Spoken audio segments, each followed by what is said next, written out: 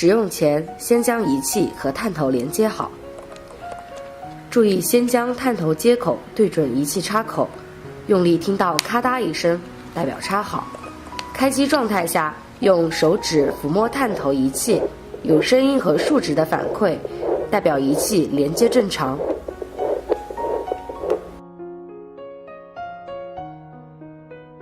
模式1，实时显示胎儿心率值。模式2，取最近10次心跳的平均值，实时显示。模式3，计算一段时间的平均值，需要手动按背光键来显示测量结果。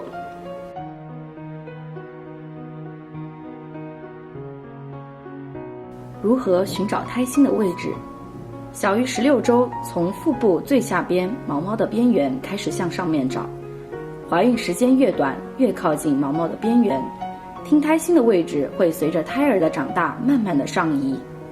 16周到24周，在肚脐以下的部位找听胎心的位置，一般从妊娠线的中间部位及其两侧开始找。胎心一般在胎动的另一侧，如果腹部左边感觉到胎动，在右侧找胎心；右边感觉到胎动，则在左侧找胎心。24周以后，在肚脐的周围寻找胎心。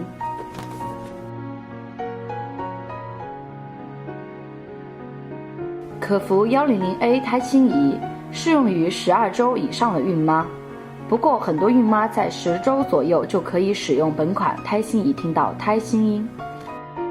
开机后，在探头上抹上适量的耦合剂，平躺下来，胎心会更容易找到，听胎心的效果也会更好。测胎心率需要先听到胎心音，探头和皮肤摩擦产生的数值并不是胎心率。注意探头部分和皮肤完全接触，用一点点力气按压肚皮。听到胎心音后，探头固定下来5秒左右，再看数据。正常的值一般在120到160之间波动，30左右的数值是起血流的声音，在其附近可以找到胎心音。数值在70左右的妈妈脉搏，应该换其他的位置再次寻找。区分胎心音、起血流、腹部动脉的声音。胎心音是节奏比较快的有力的咚咚声或者轰轰声。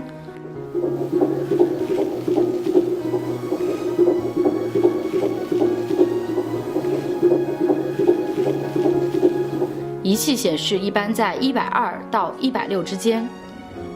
起血流是节奏比较快的，像吹风或者流水一样的声音。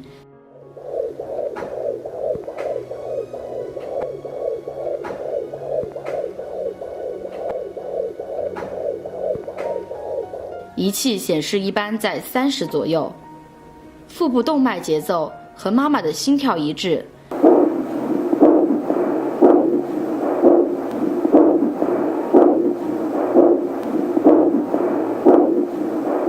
仪器一般显示70左右。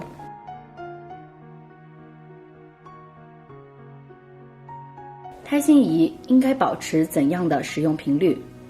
每天早中晚各听一次。如果遇到胎儿胎动情况异常，也应该及时监听。找准胎心位置后，每次听1到2分钟即可，不要超过5分钟。使用时，扬声器不要放在肚皮上，因为主机扬声器发出的声音会通过肚皮传给宝宝，影响宝宝的休息。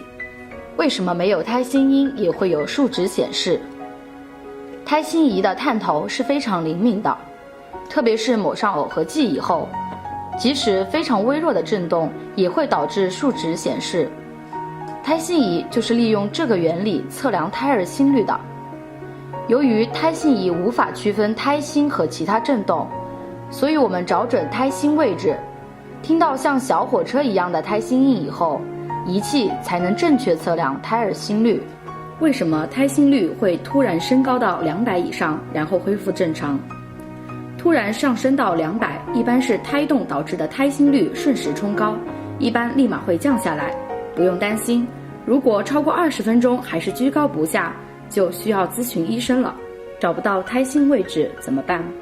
先确认下自己的怀孕时间是否已经足够，然后再参考使用手册找胎心。胎心在早上会比较容易找到，找不到胎心的妈妈可以在早上多多尝试。